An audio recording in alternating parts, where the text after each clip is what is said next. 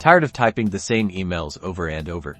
I'm going to show you how to create email templates in Follow-Up Boss so you can reclaim your time and boost your communication efficiency. Let's dive in. First, log into your Follow-Up Boss account and navigate to the admin section, usually found in the top right corner of your screen. Go ahead and click on that. In the admin menu, look for email templates and give that a click. This is where the magic happens. You'll see a list of your existing templates, or an empty page. If you're starting fresh, click the Add Template button to create a new one.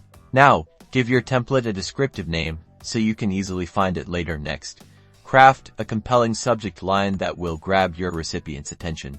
In the body section, write the content of your email. This is where you personalize your message. Want to personalize it further?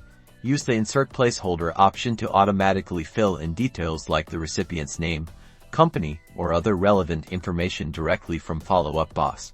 Once you're happy with your template, click the Save button. Congratulations, you've just created your first email template. To use your template, simply open a contact in Follow-Up Boss, click the email icon, and select your newly created template from the drop-down menu.